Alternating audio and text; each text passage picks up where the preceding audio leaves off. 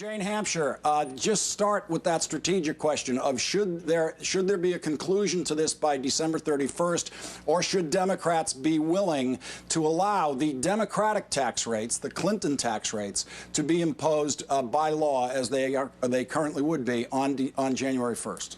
Well, the question presumes that there is a cohesive position that the Democrats have. And unfortunately, because of the way that the president did this, there is no cohesive position in the Senate.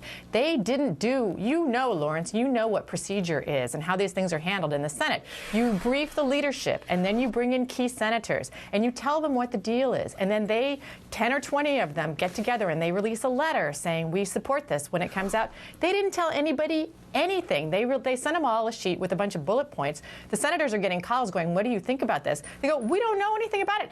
We haven't been briefed. They haven't seen the legislation yet. There is no legislation yet. And the president calls a press conference, and it's the first thing anybody hears about it. They're on fire up there. Joe Biden went up today, and he got his clock cleaned by the Progressive Caucus of the Senate. There is no unity. Nobody can even figure out what's going on.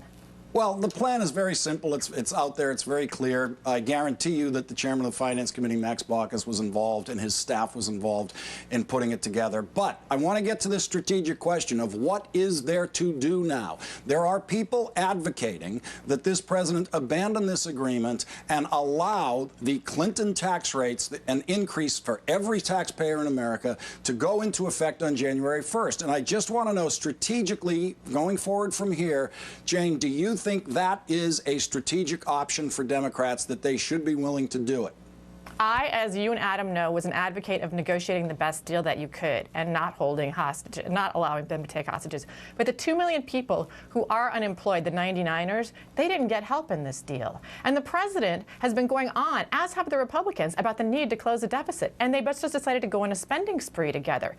After having gone on and on about the deficit for so long, you sound incoherent for doing this. You have no philosophy. This is not the way things get done. I have to say, I agree with Adam. No.